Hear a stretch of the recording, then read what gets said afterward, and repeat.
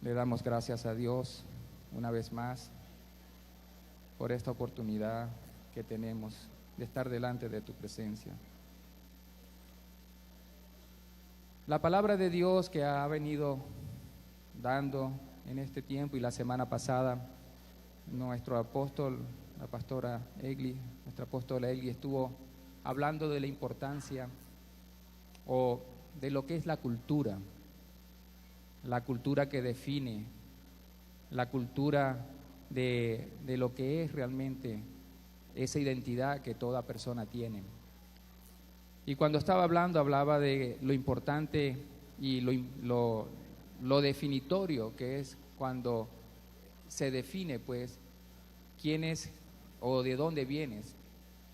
Yo estaba viendo en estos días una foto muy particular. Me llamó mucho la atención porque esta era una foto donde estaban unos japoneses.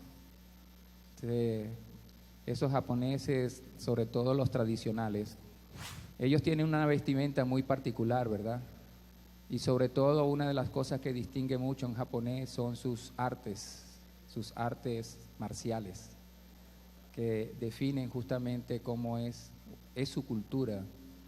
Y me llamaba mucho la atención esta foto porque aparecía un grupo, digamos, de personas que eran profesores o graduaciones de esta escuela, algo así, de artes marciales, y estaban todos vestidos con su kimono, con sus atuendos muy particulares, su espada, okay, su katana creo que se llama, ¿no? Cuando hablan de la casta samurái y todo eso. Y todos estaban, pues, de alguna manera muy ceremoniosos, muy como ellos son, pues, cumplen mucho, pues, los protocolos. Ellos son gente muy que le da mucho valor, pues, al protocolo, a cómo se hacen las cosas, cómo deben vestirse. Y en esa foto, pues, todos estaban vestidos de la misma manera, con su cinturón en su lugar, su espada en su lugar, su kimono y todo eso. Y había una persona que no era japonesa. ¿Por qué me di cuenta? Tenía una cara de gringo. Dice, ese hombre había pasado todo un entrenamiento, todo, digamos, un tiempo aprendiendo la cultura japonesa. Se había dedicado tiempo a aprender sus hábitos, sus costumbres, su disciplina, y había estado compartiendo con ellos, había estado con ellos todo el tiempo. Y llegó el momento, digamos, de la graduación en las artes marciales, y él formaba parte de ese grupo. Y le tomaron la foto. E inmediatamente cuando yo la vi, yo dije, wow, es una persona que ha aprendido la cultura japonesa, pero no es un auténtico japonés. ¿Por qué no era un auténtico japonés? Y de repente, si uno tuviera la oportunidad de compartir con él, uno pudiera apreciar, pues, todo lo que esa cultura influenció sobre su vida, todo lo que fue, todo lo que tuvo que aprender, los modales, la forma de cómo caminar, cómo presentarse, cómo respetar, cómo andar. Pero después de pasar tiempo con eso, hay algo que siempre lo identificaba, como podía pasar como japonés, pero no era un auténtico japonés, porque su raíz lo delataba, que no había nacido en el Japón. Y eso habla mucho de lo que es la identidad de un hijo de Dios, la identidad de uno que es nacido de Dios. Y de eso Dios nos ha venido hablando, de la importancia que hay en que Dios quiere imprimir en su pueblo, en sus hijos, la identidad de un verdadero hijo de Dios. Esa identidad que no se adquiere a través de la cultura. Obviamente un hijo de Dios tiene una cultura que lo identifica como un hijo de Dios, pero en esa cultura pueden haber personas que no son auténticos, que no son verdaderos. Porque cuando se habla de la autenticidad y de la veracidad, no solamente se habla de la parte externa, no solamente se habla de la conducta exterior que nosotros podemos dar, sino lo que realmente te identifica como raíz. Y eso está marcado en tus genes, eso está marcado en tu forma, eso está impreso en lo que realmente te identifica como tal. Por eso esta persona, a pesar de haber pasado mucho tiempo y haber adquirido la cultura, no era un verdadero japonés. Por ahí había una propaganda que decía: tú no eres un verdadero italiano. ¿Se acuerdan de esa propaganda? Tú no eres un verdadero italiano, un auténtico italiano. Porque hay características, hay cosas que definen realmente la autenticidad, y aquellas cosas que pueden ser por apariencia, por hábito, conductas externas. Y de eso es lo que Dios nos ha venido hablando, de la importancia de que un hijo de Dios tiene una cultura, pero un hijo de Dios, un verdadero hijo de Dios, un auténtico hijo de Dios, es aquel que tiene la naturaleza de Dios, que la naturaleza de Dios ha sido impregnada en su vida, que esa naturaleza de Dios ha sido, de alguna forma, que la naturaleza de Dios ha ido creciendo de forma tal de que se identifica como Él.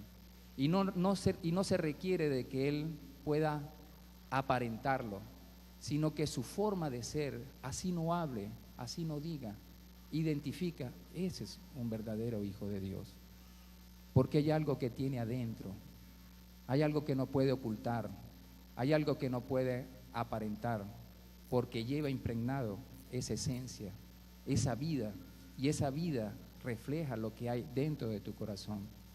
Y de eso es lo que Dios ha venido hablando, sobre lo importante que es conocer los verdaderos hijos de Dios. La palabra de Dios habla claramente en Romanos, que dice que los hijos de Dios, los auténticos hijos de Dios, son aquellos que son guiados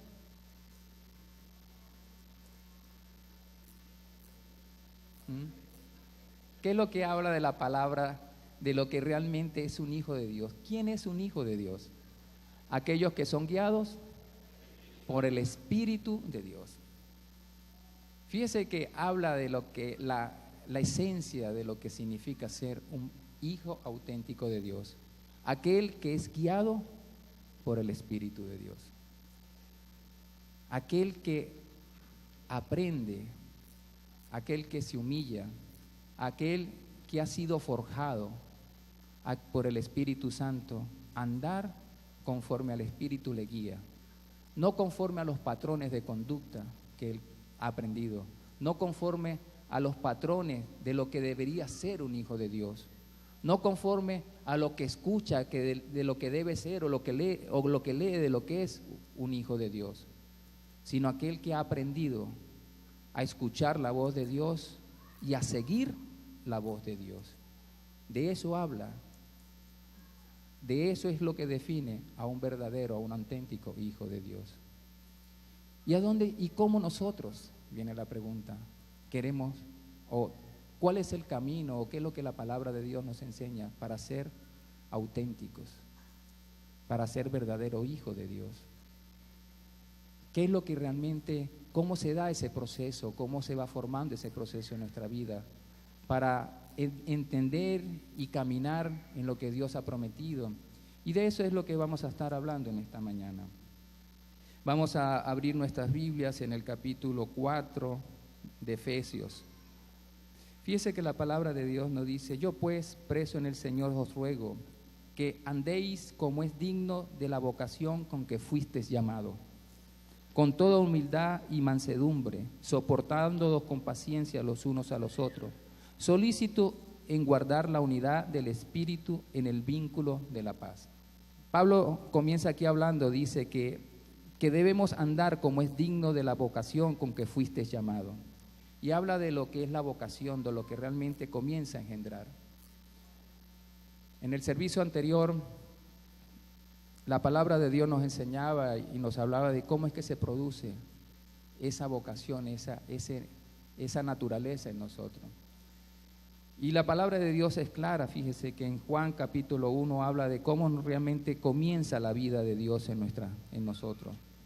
En el principio era el Verbo, y el Verbo era con Dios, y el Verbo era Dios. Todas las cosas por Él fueron hechas, y sin Él nada de lo que ha sido hecho fue hecho. En él estaba la vida, y la vida era la luz de los hombres. La luz en las tinieblas resplandece, y las tinieblas no prevalecen contra ella. Hubo un hombre enviado de Dios, el cual se llamaba Juan. Este vino por testimonio, para que diese testimonio de la luz, a fin de que todos creyesen por él. No era él la luz, sino para que diese testimonio de la luz. Aquella luz verdadera que alumbra a todos los hombres venía a este mundo. En el mundo estaba, y el mundo por él fue hecho, pero el mundo no lo conoció. A los suyos vino, y los suyos no le recibieron. Mas a todos los que le recibieron, a los que creen en su nombre, le dio potestad de ser hecho. ¿Qué es lo que nos da potestad de ser hechos hijos de Dios? El creer. ¿Creer en quién? En Dios. Los cuales no son engendrados de sangre ni de voluntad de carne, ni de voluntad de varón, sino de Dios. El ser hijo de Dios no es algo que podemos adquirir. Es algo que nace de la voluntad de Dios. Y usted y yo estamos hoy aquí como hijos de Dios, no porque nos dispusimos de buscar a Dios, o porque quisimos ser hijos de Dios, o porque queremos ser hijos de Dios. Usted y yo estamos aquí es porque Dios nos escogió. A Él le plació llamarnos hijos de Dios. Él se deleitó en llamarnos y traernos delante de su presencia. En Él estaba el deseo de acercarnos y de darnos ese honor y esa honra de ser hijos de Dios. No es porque yo soy bueno, o porque yo tengo mayores cualidades, o porque yo tengo mayores méritos, o porque yo no he hecho esto, tal cosa. Nada de eso. ¿Qué es lo que nos dice la palabra? Que somos hijos de Dios por creer en Él. Creer que eres la luz, que alumbras mi vida. Y creo en esa luz verdadera, como cantábamos hace poco, que Dios es grande y a Él sea toda la gloria y toda la honra, porque todas las cosas fueron creadas por Él y para Él. Y Él nos hace sus hijos, porque desea que somos sus hijos. Y entonces va creando ese basamento, va creando esa base sobre la cual nuestra vida cristiana tiene que fundamentarse. No en cuestiones externas, sino en cuestiones verdaderas, en cuestiones de las cuales salen de la naturaleza de Dios. Juan sigue hablándonos y nos explica claramente de cómo es este nuevo nacimiento, de cómo esa naturaleza de Dios se va forjando en nosotros, se va creando, se va haciendo en nuestra vida. Dice en Juan capítulo 3 que había un hombre de los fariseos que se llamaba Nicodemo, un principal entre los judíos. Este vino a Jesús de noche y le dijo: Rabí, sabemos que has venido de Dios como maestro, porque nadie puede hacer estas señales como tú las haces, si no está Dios con él. Respondió Jesús y le dijo: de cierto te digo, que el que no naciere de nuevo no puede ver el reino de Dios. De cierto te digo, que si no naciere de nuevo, no puedes ver el reino de Dios. Entonces, ¿cómo nace esa fe? ¿Cómo es que se produce esa fe que hace que yo me convierta en un hijo de Dios? ¿Qué es lo que se requiere para que realmente esa luz, esa fe, sea realmente la esencia auténtica que me identifica como un hijo de Dios? La misma palabra del Señor Jesús dice que se necesita ¿qué? Nacer de nuevo. Nicodemo le dijo: ¿cómo puede un hombre nacer siendo viejo? ¿Puede acaso entrar por segunda vez en el vientre de su madre y nacer? Lógica. ¿Cómo es este cambio? ¿Cómo se produce esa transformación? ¿Cómo eso espiritual es una realidad en este mundo natural, en este mundo físico, en el cual yo estoy acostumbrado, en el cual usted y yo estamos acostumbrados? ¿Cómo es esa transformación de la cual tú nos estás hablando, de lo cual tú nos estás revelando? ¿Cómo eso espiritual se lleva a la parte natural, a la parte que uno ve? Respondió Jesús y le dijo: de cierto te digo, que el que no naciere del agua y del Espíritu no puede entrar en el reino de Dios. Porque lo que es nacido de la carne, carne es, y lo que es nacido del Espíritu, Espíritu es. Habla de dos naturalezas que son totalmente antagónicas. O es una o es la otra. Y habla que ese nuevo nacimiento se produce a través de ¿qué? Del agua y del Espíritu. Y sabemos que la palabra, cuando habla del agua, la palabra de Dios nos enseña que el agua representa la palabra de Dios. Es la palabra de Dios la que hace que esa promesa, esa realidad espiritual sea encarnada en nuestra vida. ¿Se acuerda ese episodio cuando el Señor Jesús le iba a lavar los pies a sus discípulos? Y entonces Pedro le dijo: no, Señor Dios, no puedo dejar que tú me laves los pies. Y el Señor Jesús le respondió: si no dejas que te lave los pies, no puedes entrar en el reino de los cielos. E inmediatamente Pedro le dijo: pues lávame todo, porque yo quiero estar allí, el deseo. Y nuevamente el Señor vuelve a ubicarlo, a ponerlo en perspectiva, en la dimensión. Y le dice: Pedro, ustedes son limpios y solamente necesitan ser lavados los pies, porque las palabras que yo os he hablado los ha limpiado y los ha santificado. La palabra de Dios es la que viene a transformar nuestra vida, a cambiarnos, a limpiarnos, a renovarnos por completo, a deshacer todo lo que está allí. Y esa es la palabra que tiene que ser sembrada en nuestro corazón, para entonces llevarnos en el camino de la autenticidad de un hijo de Dios. Es la palabra de Dios la que poco a poco te va limpiando, te va lavando, te va transformando y va cambiando tus estructuras y va deshaciendo. La palabra de Dios dice en hebreo, dice que la palabra de Dios es como una espada de dos filos, que penetra hasta lo más profundo, discerniendo las intenciones y separando lo que es del espíritu, las coyunturas, separando lo que es el espíritu de la carne, haciendo una separación de las dos naturalezas, la naturaleza del espíritu y la naturaleza de la carne, porque esas en sí están allí mezcladas, esas allí están allí entremezcladas, y es solo la palabra de Dios la que puede hacer esa disección por el espíritu, en separar lo que es de Dios y lo que no es de Dios.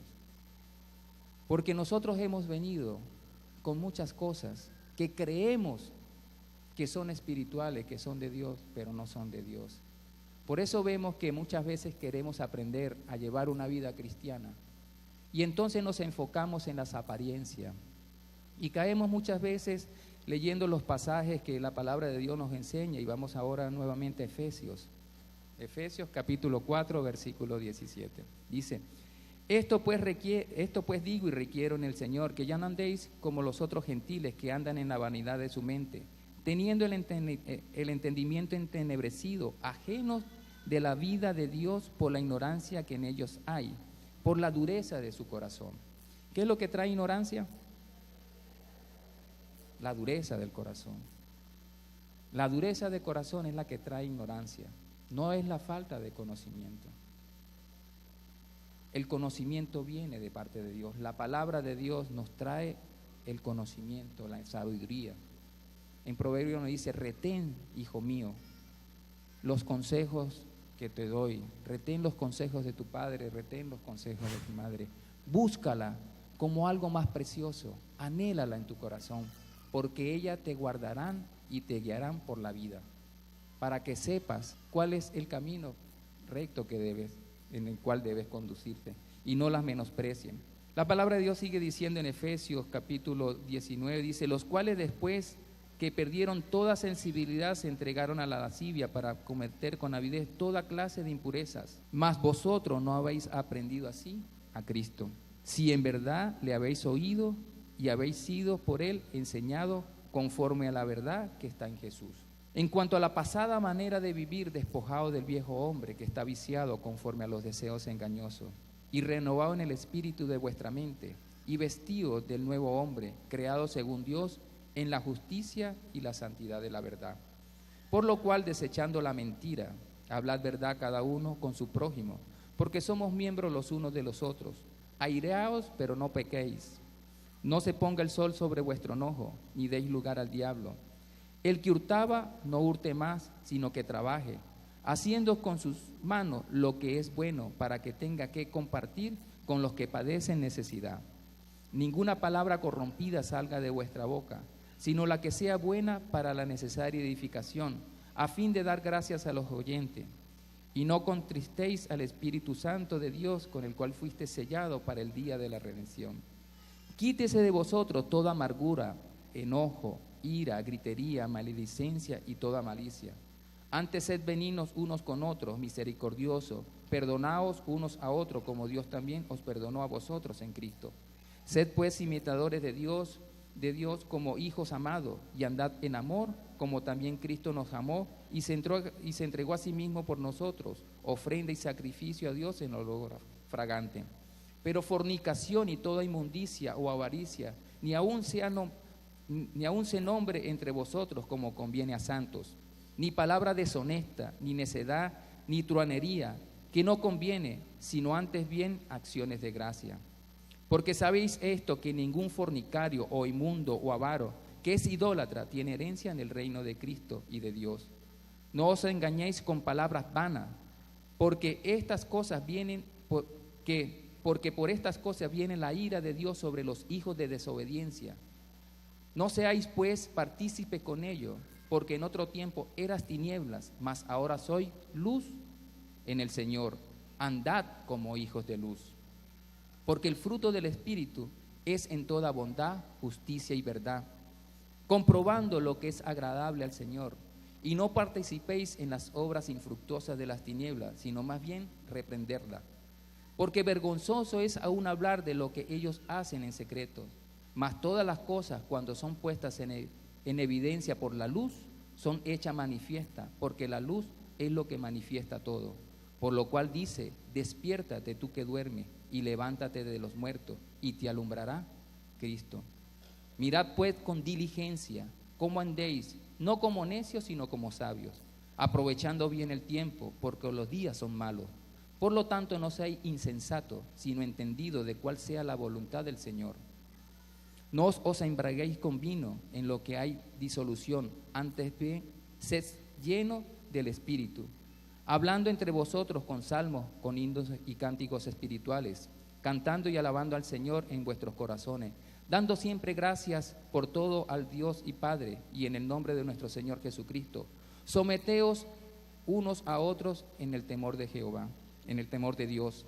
Las casadas estén sujetas a sus propios maridos como el Señor, porque el marido es cabeza de la mujer, así como Cristo es cabeza de la iglesia, la cual es su cuerpo, y Él es su Salvador. Así que como la iglesia está sujeta a Cristo, así también las casadas lo estén a sus maridos en todo. Maridos, amad a vuestras mujeres, así como Cristo amó a la iglesia y se entregó a sí mismo por ella, para santificarla, habiéndola purificado en el lavamiento del agua por la palabra, a fin de presentársela a sí mismo una iglesia gloriosa, que no tuviese mancha ni arruga ni cosa semejante, sino que fuese santa y sin mancha. Así también los maridos deben amar a sus mujeres como a su mismo cuerpo.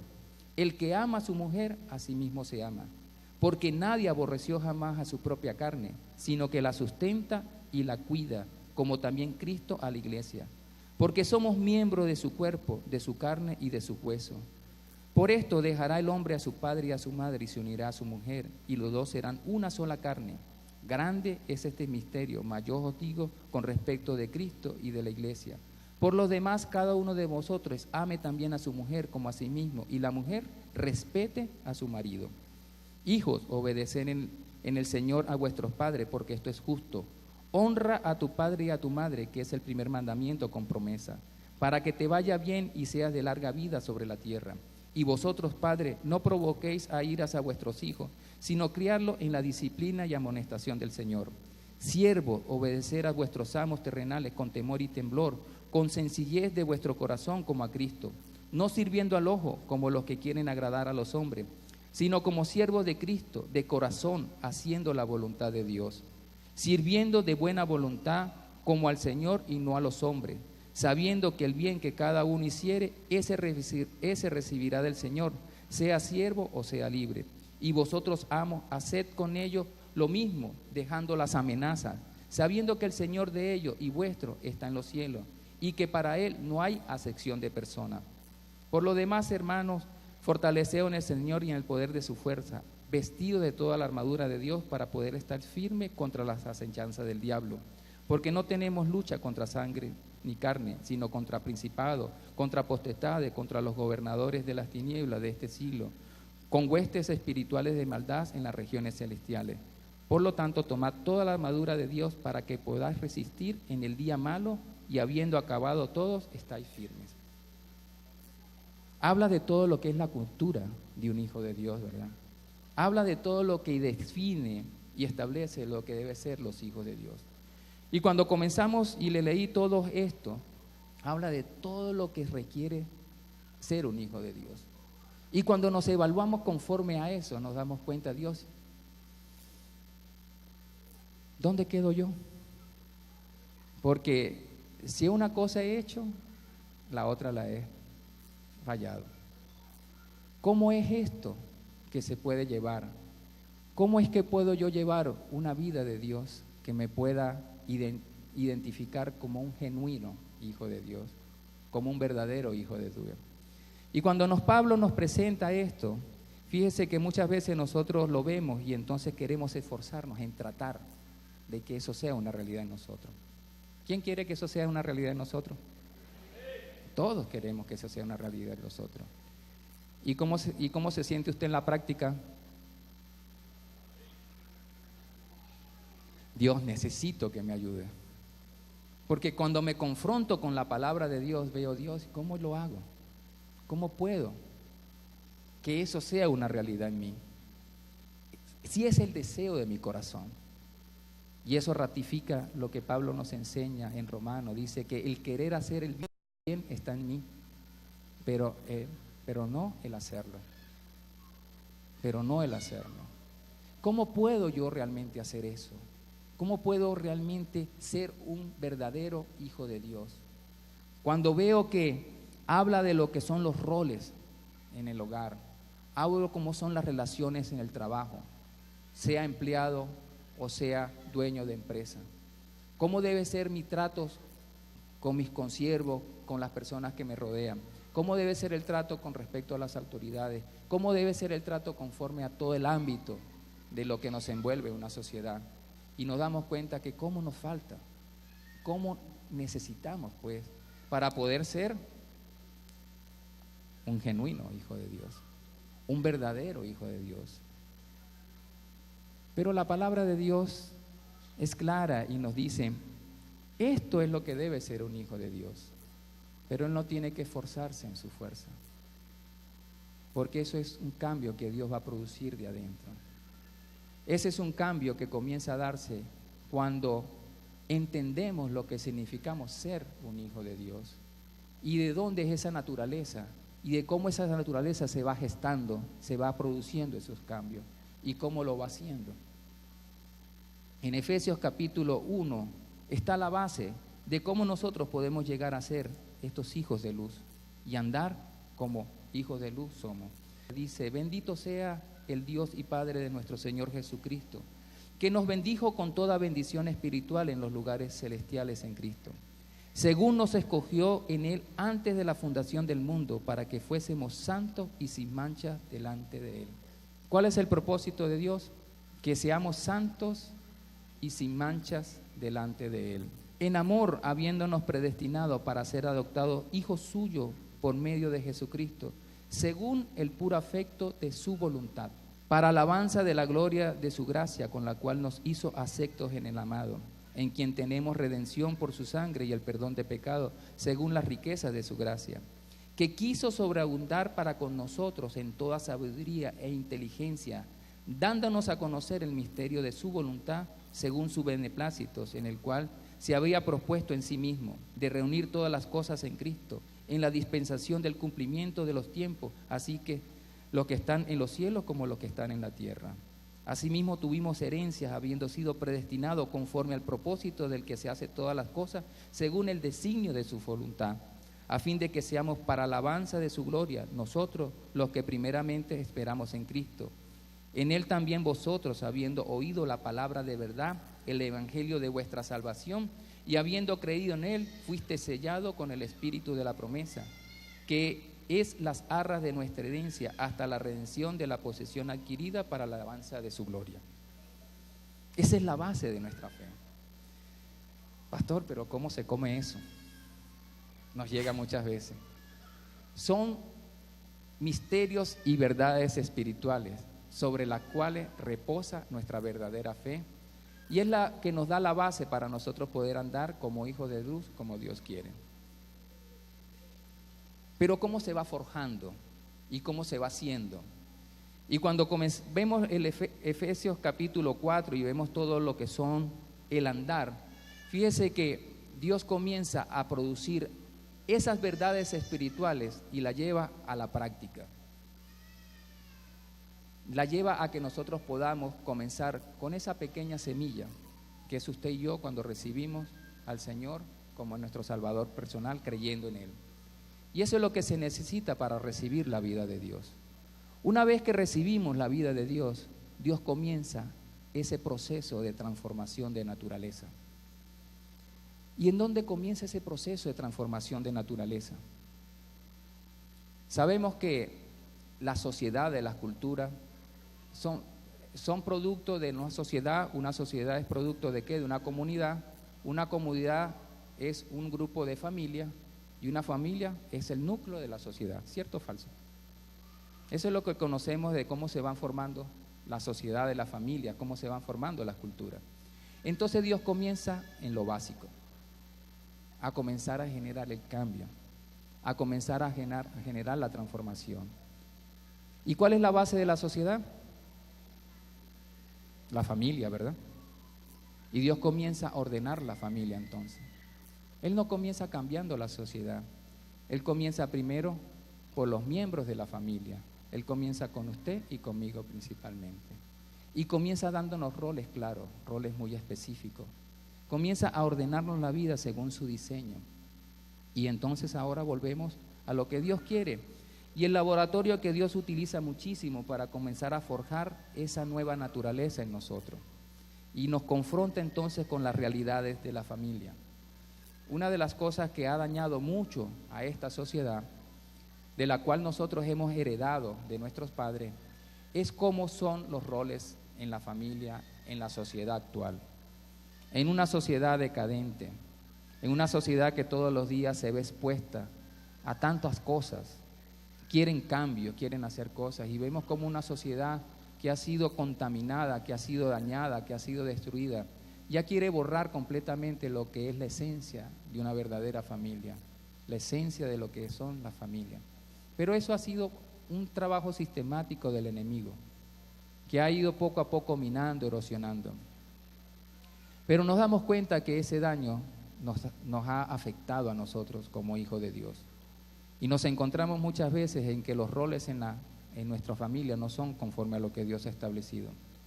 Acabamos de leer en la palabra de Dios que al hombre nos enseña a amar a nuestras esposas, a proveer las necesidades del hogar, porque el diseño del hombre fue el de sustento de la familia. El hombre es ese sustento del hogar. El hombre tiene que volver a recuperar la identidad de Cristo en el hogar. Y nos damos cuenta que en nuestra sociedad y sobre todo en la iglesia, vemos que muchas veces los roles no se respetan como tal, no se cumplen como tal. Una de las cosas que con frecuencia sucede, y sobre las cosas y sobre el por qué muchas veces las familias no se han podido estructurar bien, es porque tenemos esos roles cambiados, esa herencia que hemos recibido de nuestros padres, de lo que hemos visto, y no hemos ido justamente a la esencia, a lo que Dios dice. La palabra de Dios dice que en la casa, en la familia cristiana, en la familia genuina cristiana, el hombre tiene que ser el sacerdote del hogar. El hombre tiene que ser el sostén del hogar. El hombre tiene que ser el que lleve las presiones del hogar. El hombre tiene que ser el que sostenga, pues, porque cuando vienen las crisis y el fundamento no está bien, la palabra dice que cuando el cimiento de la casa no está bien anclado sobre la roca, cuando vienen los ríos, esa casa se derrumba. Y eso es lo que muchas veces ha sucedido, cuando los cimientos no están bien sólidos. Entonces vienen las crisis, vienen los problemas y la casa se derrumba. Y bueno, ¿y entonces dónde queda el que fuimos hijos de Dios?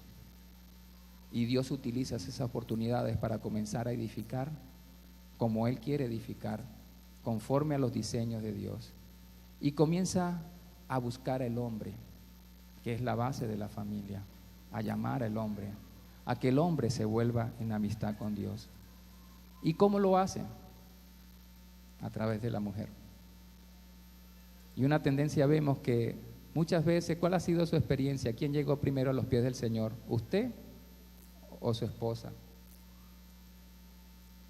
Vemos que las mujeres son las primeras que llegan, ¿verdad?, a los pies del Señor. Son más sensibles. Porque el enemigo se ha encargado de que el hombre endurezca el corazón hacia Dios. Pero una vez que el corazón del hombre se vuelve a Dios, la familia ordena rápidamente y trae el reino de Dios a su hogar, trae el orden divino a su hogar. Los cambios comienzan a darse, las cosas comienzan a funcionar, la rebeldía se comienza a convertir en obediencia, la escasez comienza a convertirse en abundancia, la inseguridad comienza a convertirse en seguridad, el miedo comienza a convertirse en lazos de amor, porque es la esencia del reino de Dios. Y es allí donde Dios quiere comenzar a trabajar y ha venido trabajando sobre cada uno de nosotros, porque Él quiere rescatar sus diseños divinos. Y yo sé que en este tiempo necesitamos que el orden de Dios se establezca en nuestra vida y en nuestras familias. Y eso es lo que Dios ha comenzado a trabajar, eso es lo que Dios ha comenzado a dar, a que nosotros comenzamos a entender cuáles son esos roles, y no solamente a entenderlo, sino a comenzar a que eso sea una realidad en nuestra familia. Como hombres muchas veces nos enfrentamos a muchos miedos, muchos temores. El enemigo ha creado muchos miedos, muchos temores, y sobre todo en los hombres. ¿Por qué? Porque creando miedos y temores erosiona el fundamento de la familia. ¿Miedo a qué? Miedo a poder soportar la carga. Y en estos tiempos son tiempos en que los cimientos tienen que estar bien fundamentados. Son tiempos difíciles, fíjese, nos habla la palabra de Dios, que nosotros tenemos que asirnos de toda la armadura de Dios, ¿ok? Para que cuando llegue el día malo estemos firmes. Asirnos de la armadura de Dios, porque nosotros no tenemos lucha contra carne ni sangre, sino contra potestades de las tinieblas. Y el enemigo se ha ido encargando de dañar, digamos, esas bases y esos cimientos.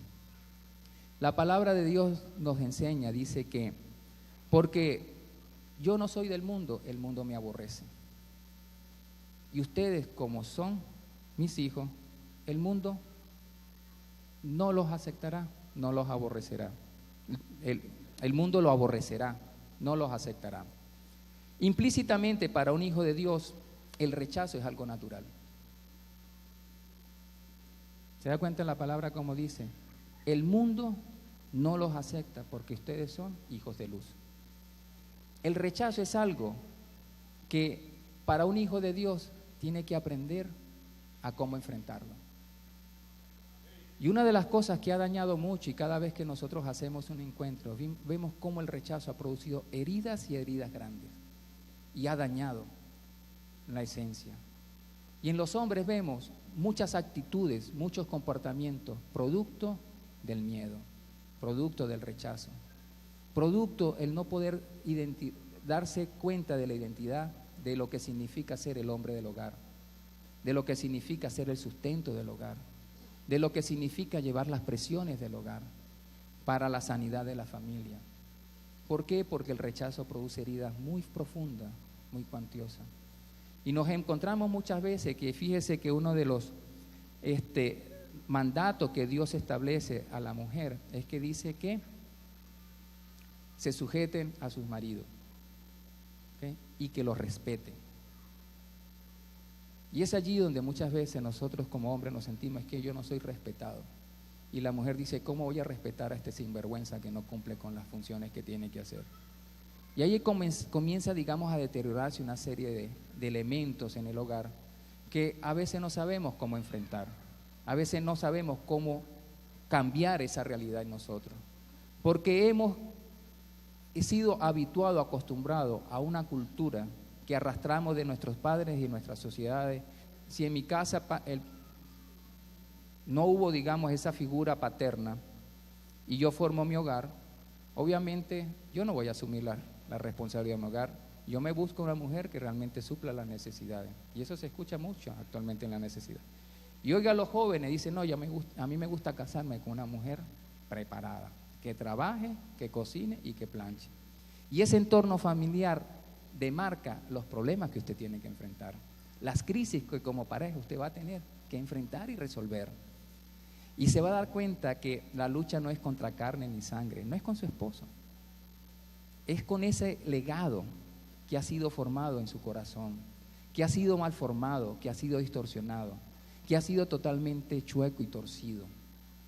Y es allí donde usted como hijo de Dios tiene que aprender a luchar con las armas espirituales y no con las armas naturales. Y como hijos de Dios hemos caído a luchar con las armas naturales, y entonces comenzamos a irrespetar y el hombre a no suplir sus necesidades. Y comenzamos a ver entonces las mismas crisis que se ven en el mundo en las familias cristianas. Y decimos, bueno, ¿y dónde está Dios? ¿Y dónde está tu Cristo? Es porque no hemos ido a la raíz del problema. No ha habido el entendimiento a causa de la dureza de nuestro corazón. Esa dureza de corazón no nos permite ver la sabiduría y el conocimiento de Dios, de buscar de Dios esa fuente. ¿Cómo buscamos esa fuente de Dios? ¿Cómo realmente comienzo yo a cambiar lo que ya sé que es una realidad en mí? Porque yo soy, algunos de ustedes me pueden decir, pastor, usted me está describiendo a mí, esos son los problemas de mi casa, esos son los problemas de mi hogar. Y es allí donde Dios quiere mostrarnos que la vida cristiana no comienza con tratar de cambiar exteriormente, sino con cambiar interiormente, aprender a ser guiados por el Espíritu Santo, porque Él es el que nos va a enseñar a cómo enfrentar estas crisis. Él nos dice ahora de que por su deseo Él nos ha acercado a Él. ¿Para qué? Para darnos la vida y la vida en abundancia. Y esa vida de Cristo Jesús ahora está dentro de mí. Y hay una nueva naturaleza dentro de mí que tiene que comenzar a desarrollarse. Y es una realidad que yo tengo que aprender a enfrentar. Gálatas capítulo 5, versículo 16. Digo pues, andar en el Espíritu y no satisfagáis los deseos de la carne. Porque el deseo de la carne es contra el Espíritu y el Espíritu es contra la carne. Y estos se oponen entre sí para que no hagáis lo que quisiera. Pero si sois guiados por el Espíritu, no estáis bajo la ley. Y manifiestas son las obras de la carne, que son adulterio, fornicación, inmundicia, lascivia, idolatría, hechicería, enemistades, pleitos, celos, todo lo que hemos visto que se forman y se generan en nuestro hogar. ¿Por qué es eso? Porque realmente no hemos comenzado a actuar conforme a la palabra de Dios nos enseña. Y eso Dios nos lo va a ir enseñando. Uno de los principios es, tenemos que aprender a ser perdonadores. Tenemos que aprender a perdonarnos los unos a los otros. ¿A quién? Esas heridas que nos hemos hecho en el matrimonio, que nos hemos hecho en el hogar, en casa. Tenemos que aprender a perdonarnos. Tenemos que aprender entonces a respetarnos unos con los otros. Tenemos que aprender a ser guiados por lo que Dios quiere hacernos. Y entonces en el matrimonio donde Dios quiere comenzar a forjar la nueva naturaleza de Dios en nosotros.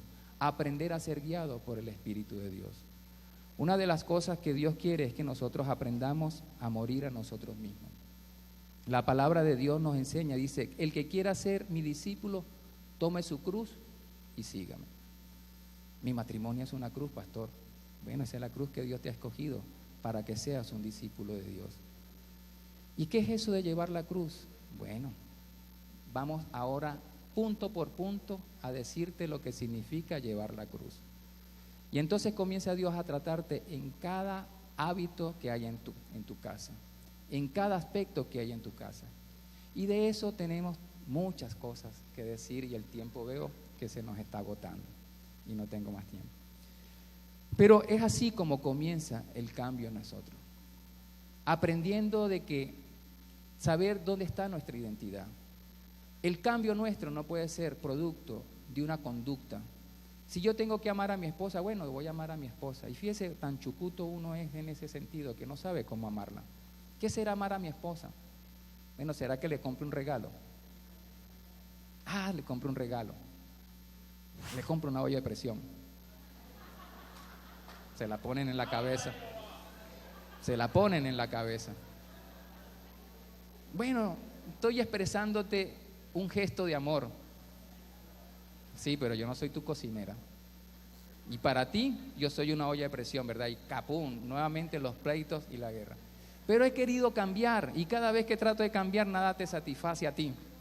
Y entonces comenzamos nuevamente con las discusiones. Es que tú no me respetas y comenzamos a ver todo eso. ¿Por qué? Porque queremos hacer cambios exteriores. Pero no vamos delante de Dios. Dios, enséñame a cómo debo amar a mi esposa. ¿Qué significa amar a mi esposa? ¿Cómo es que yo tengo que cambiar esa cultura, esa forma de ser y expresar realmente el amor hacia mi esposa? Y entonces el Espíritu te va enseñando cosas, más que una olla de presión, más que un perfume. Si llegamos cansados y si los dos estamos trabajados y los dos tenemos que hacer los oficios de la casa cuando llegamos, una muestra de amor es que ella descanse y tú asumas los oficios de la casa para darle valor de que sí es importante para ti. Eso va en contra de la naturaleza de un hombre. Eso se requiere fuerza del Espíritu, guianza del Espíritu. Eso es agarrar y sacar las cuentas y decir, wow, a duras penas cumplo con mis obligaciones, pero a mi esposa le falta un par de zapatos.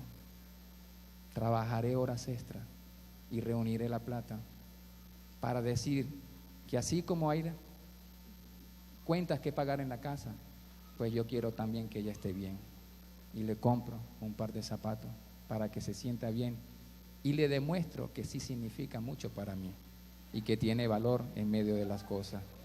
Son detalles tan pequeños, tan que parecen insignificantes, pero comienzan a cambiar. Porque el día que usted se dispone a comprarle algo a su esposo, se le daña el carro. Comienzan a salir una cantidad de compromisos que usted se debate, bueno, pero no es tan importante el zapato que yo había pensado regalarle porque está eso.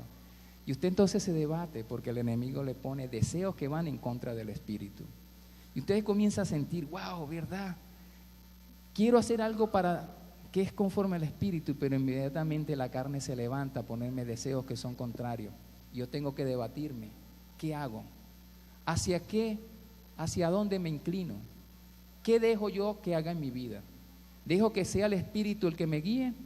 ¿O sigo haciendo yo la forma como a esa baja manera de vivir que heredé de mis padres? Y es allí donde comienza el reino de Dios a crecer en ti. La autenticidad no quiere decir lo que ya exteriormente se da, porque es una promesa que Dios nos ha dado. Que el que comenzó la buena obra en nosotros la va a perfeccionar. Y de esa es la que nosotros tenemos que asirnos. Dios, tú has dicho que yo seré el hombre de mi hogar, el sacerdote de mi hogar. Lo que yo veo ahorita no es lo que tú has dicho, pero yo lo creo, Señor Dios, porque tú dijiste que vas a hacer un cambio en mí y me rindo, Señor Dios. Quiero comenzar a ordenar mi vida como tú quieres que lo ordene. No quiero seguir ya viviendo de apariencia, quiero aprender a ser un hijo de Dios genuino, enseñado por ti, guiado por el Espíritu Santo, guiado por lo que tú quieres, Señor, enseñarme. Reconozco que no sé. Reconozco, Señor Dios, que no sé ser un verdadero esposo, un verdadero padre, un verdadero jefe de hogar, comienza a buscar los roles verdaderos, comienza a darse cuenta qué es lo verdadero y lo que Dios quiere. Y su iglesia y sus hijos son esos granos de semilla que comenzamos a dar esos cambios, que comenzamos a sembrar para que la sociedad comience a transformarse. Comenzamos a cambiar nosotros para que el entorno familiar comience a cambiar. Comenzamos a rendirnos, a reconocer nuestras debilidades y a buscar de Dios cada día.